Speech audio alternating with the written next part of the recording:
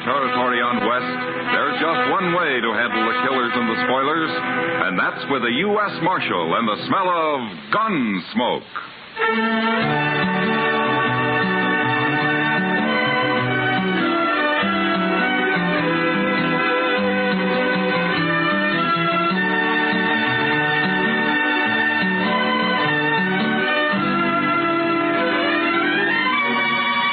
Gunsmoke, starring William Conrad. The story of the violence that moved west with young America. The story of a man who moved with it.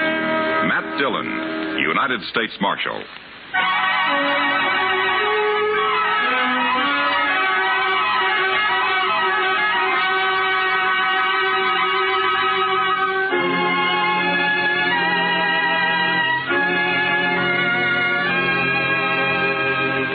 The trip from Hayes City to Dodge was long enough horseback, but by stagecoach, it seemed endless.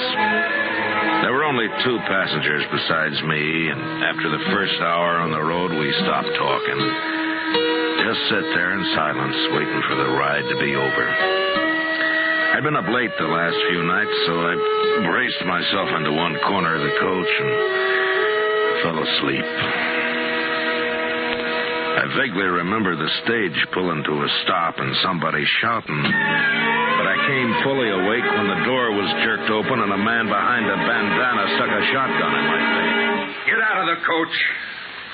Hands in front of you. Be a pleasure to blast you open.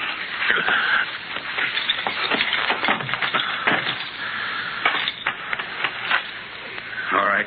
Take his gun, Charlie. Yeah.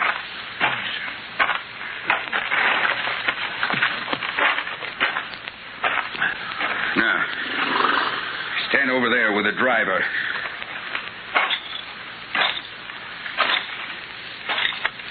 You two next. Now get on out and don't try nothing. Of course. How come you didn't start shooting when they stopped me, Marshal? Well, I was sound asleep, Hank. Well, I'm sure glad of that. If we put up a fight, that fellow with the shotgun would have blowed me clean off the seat. Yeah. How many of them are there? Just these 2? That's all I've seen. Well, there could be somebody with a rifle hiding in that clump of elder over there. Could be. That'll learn him, Charlie. Hey, look. He killed him, Marshal. Yeah, the man was a fool to try that. Go get the box down, Charlie. Take this one to help you. Oh, come on. I'll keep an eye on these 2 here. So, you're a marshal, huh? I am. Well, that greenhorn got himself killed. He shouldn't have tried to shoot Charlie. No, he shouldn't. Not with a little derringer. Charlie got hit. Right in the arm. Yeah, I saw it. I just don't want nobody chasing us for murder. Under the circumstances, it was murder. It was, huh? Well, then the only thing to do is shoot the whole bunch of you and have done with it. No, you can't do that. Mister, I got a wife and 2 kids in Dodge.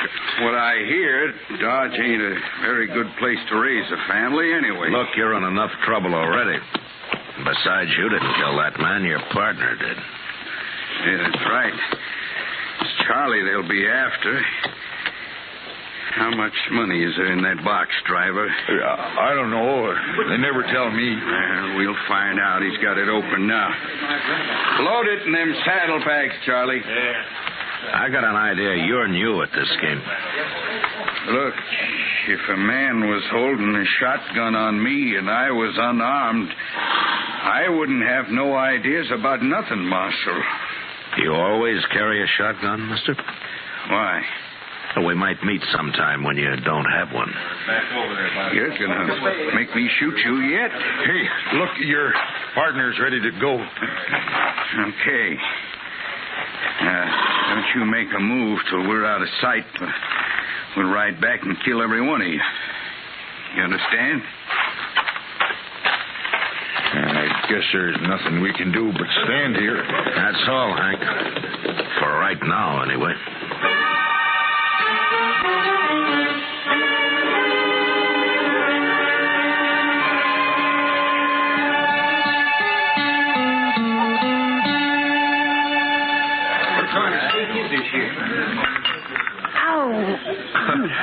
you do, Kitty? Burn your mouth again? Oh, darn it, yes.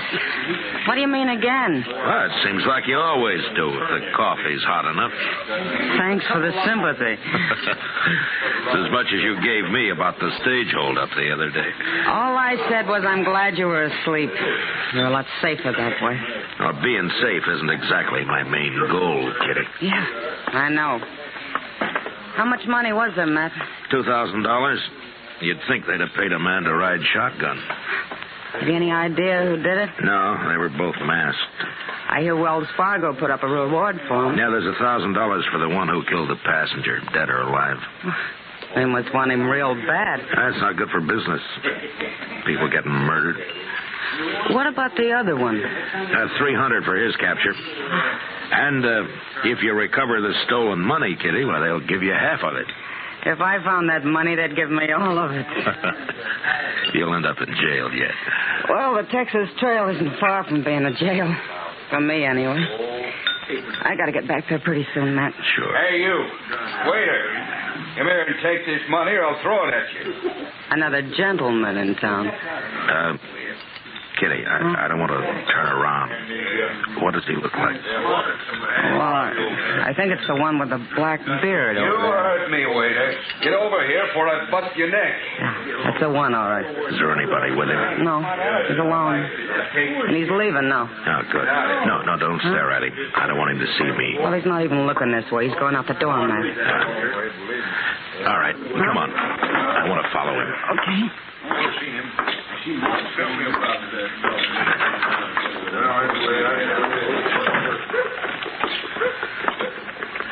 Is that him ahead of us there?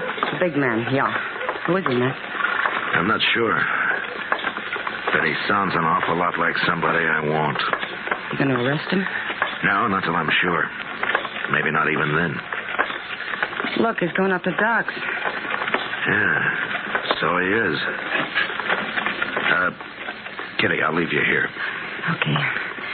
Thanks for the supper, Matt. Sure, anytime. Tomorrow? Well, I might be real busy tomorrow. I figured that. So long, Matt. Goodbye, Kitty.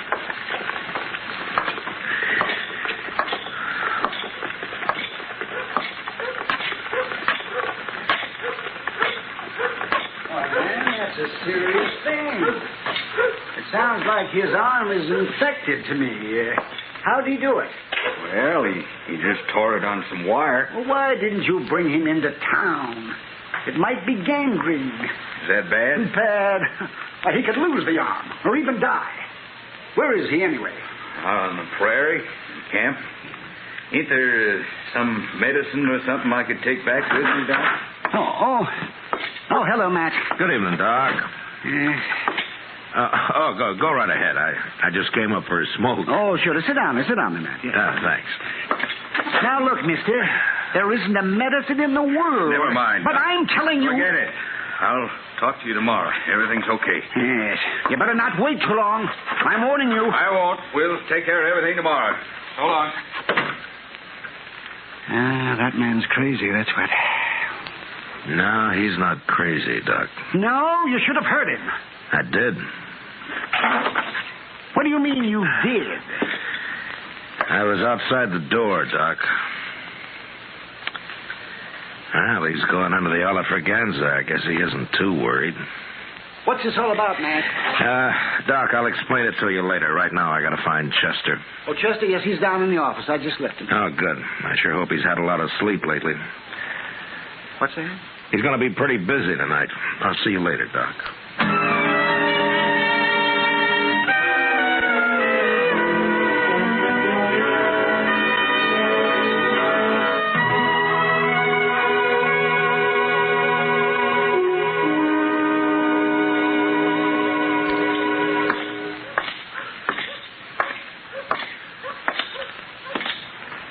Well, did you follow him all night, Chester? Oh, Mr. Dillon, I'm about ready to drop. Everything's getting hazy. Where is he? In the restaurant there? Yes, sir, that's where he went. He gambled the entire night. I swear out on a high stays a week, I can't hardly keep my eyes open. Oh, rub a rouser or tobacco juice on him, Chester. That'll help. Oh, my goodness. He just come out the door. Yeah, he's seen us. Stand steady. Yes, sir.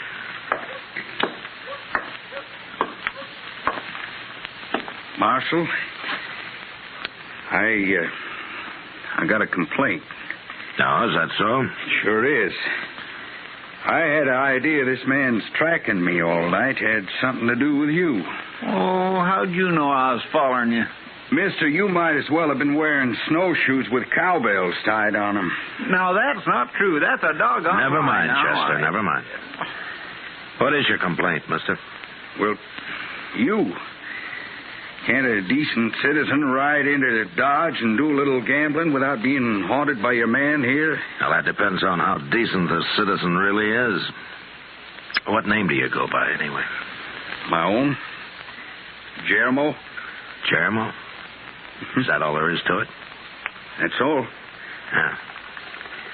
Well, Jeremo, I just didn't want you to leave town without my knowing about it. Why not? I ain't done nothing. Well, Doc told me about your partner. The one who tore his arm on some wire. What about him? Well, I'm curious to see if you're going to take care of him, that's all. Well, of course I am. He'll die if you don't hurry. Well, I'm going after him. When? Well, it's no business of yours when. And anybody following me is likely to run into trouble. From a shotgun, Jeremo? I don't use a shotgun, Marshal. Your partner's dying, Jeremo. You're wasting time. He's dying. He's my partner, not yours. I'll take care of him. Sure, Jeremo. But you better hurry.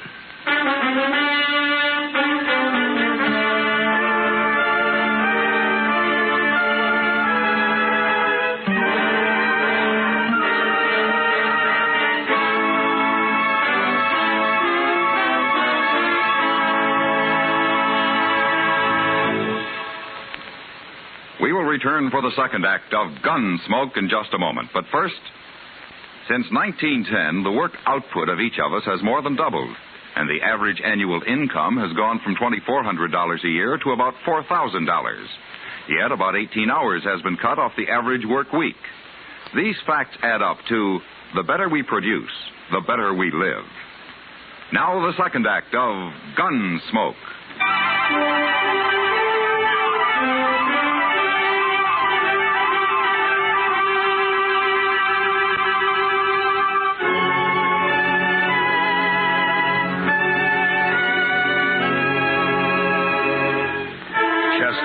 All night, so I sent him to bed, and I hired a Kiowa Indian I knew to keep an eye on Jeremo. But even though his partner was dying of gangrene from the bullet wound he'd received at the stage holdup, Jeremo didn't leave Dodge that day, or the next. He knew I'd track him to their hideout and to the stolen money if he did, and he wasn't the kind of a man who'd risk his own neck just to save his partner's life. And since I had no real evidence yet, there was no use arresting him. So, all I could do was wait. That Indian is a wonder to behold, Mr. Dillon. He hasn't slept a wink in 2 whole days, and he don't even look tired. No, but Jeremo looked tired the last time I saw him. Oh, he's been sleeping regular. Yeah, I know. But all this is wearing him out just the same.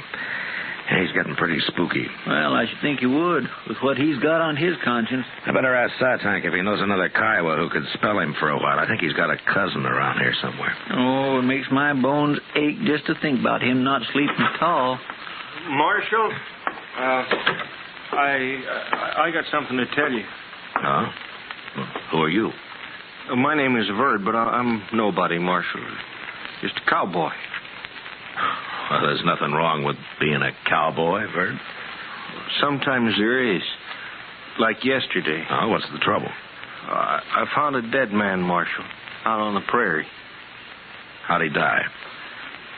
Well, it looked to me like he got shot. That's why I come to you. Did you bury him? No. I wrapped a blanket around him, though. Yeah. Where is he, Verd? Not far from here. Maybe 15 miles. Yeah. Chester. Yes, sir? Get our horses. We'll ride out and have a look.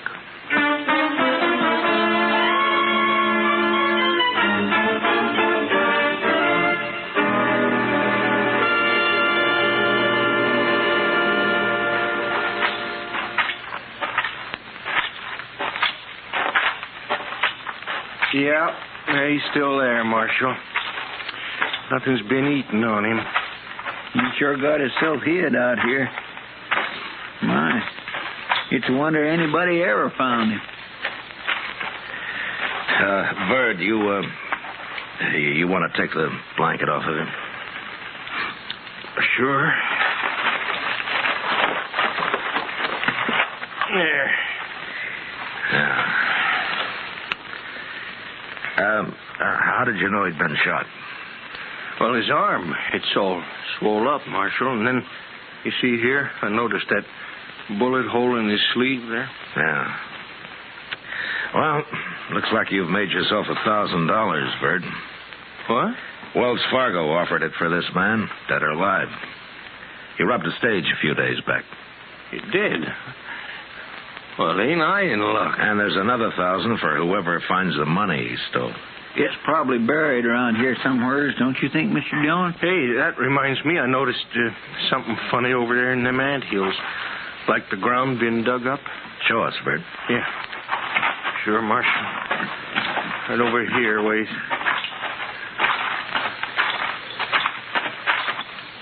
There. See it? Right there? Right by that big one? Yeah. Well, I declare. Huh. By golly, I think he's right, Mr. Dillon.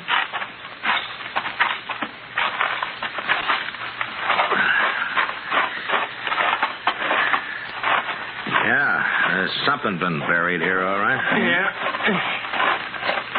I think I can... See? Yeah, there it is. There, I got it. Hey, looky there, Marshal. It's a money bag. And I found it, didn't I? Yes, sir. That's right, Bird. Here, look at that. That's real money, all right. Marshal, I found it, so I get the reward, won't I? I knew where it was. Yeah, you sure did, Bird.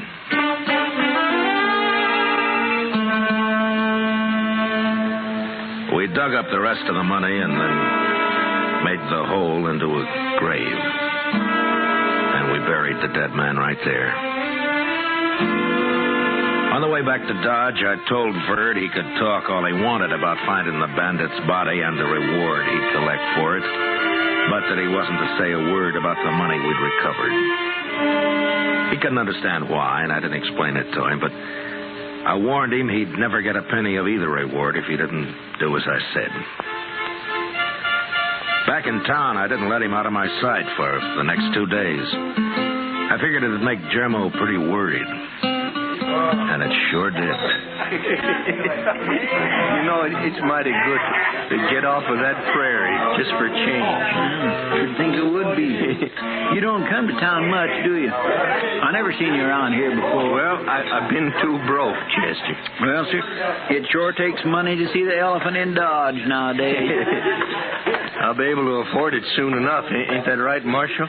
Yeah, it looks that way, Bird. Yeah, you've been mighty lucky. So far. What do you mean, so far? Nothing. Evening, Marshal. Ah, hello, Jermo. This the fellow who found your bandit for you? Yeah, I was just telling him how lucky he is. Yeah, all that reward money. $1,000, isn't it? Yeah, that's right. Is that all you're getting, mister? What do you mean, is that all? Well, there was more reward than that offered. Oh, you mean the stolen money? Oh, it's too bad about that, wasn't it, Bird? We didn't find no stolen money. You didn't? Oh, but looked everywhere. There'd been some digging nearby, but there was nothing in the hole. Well, now, what do you make of that? Just plain disappeared, huh? Yeah. Looks that way. Well, that's sure too bad, ain't it? But you can't have all the money in the world, mister. I ain't got all the money in the world. I'll see you later. Marshal, I did like you told me. I didn't say nothing. You did fine, Bird. Just fine.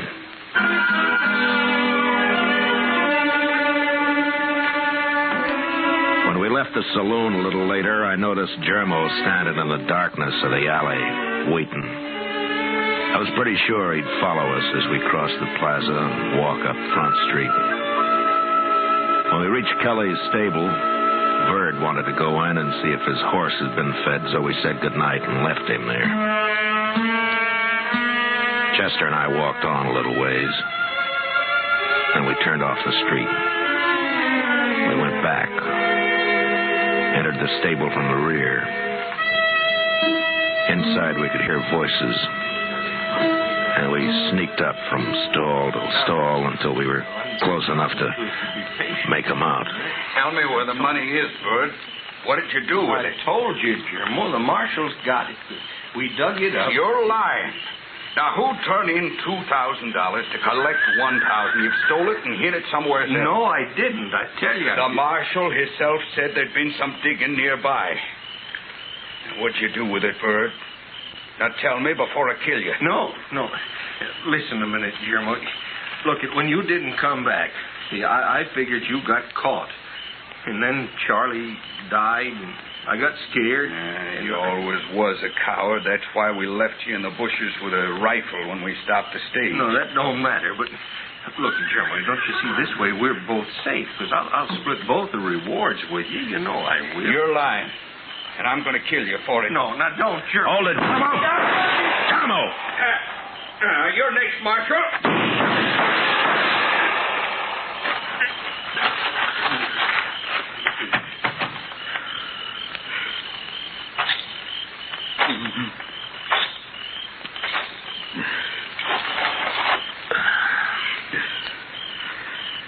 You should have had your shotgun, Germo. I should have killed you at the holdup.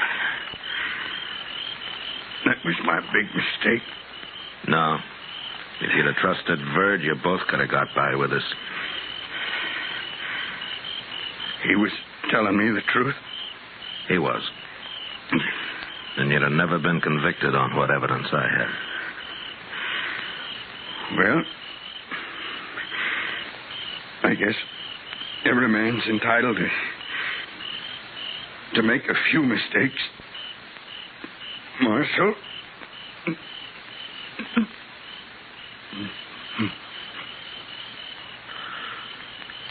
Germo?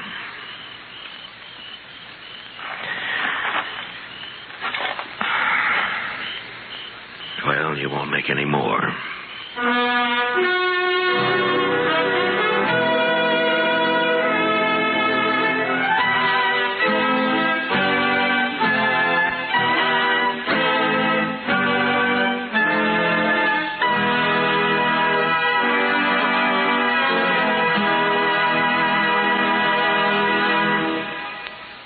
Gunsmoke, under the direction of Norman MacDonald, stars William Conrad as Matt Dillon, U.S. Marshal.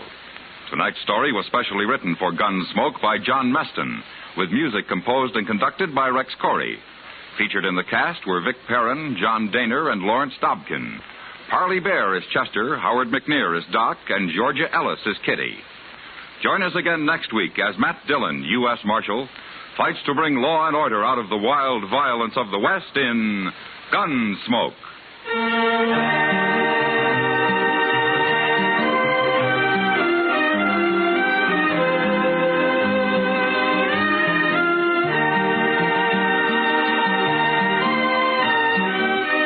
This Monday night, Frank Lovejoy stars on CBS Radio's Suspense. Remember, Monday night, Frank Lovejoy in On a Country Road, presented by radio's outstanding theater of thrills, Suspense, over most of these same stations. George Walsh speaking. For mystery mixed with merriment, join Mr. and Mrs. North Tuesday evenings on the CBS Radio Network.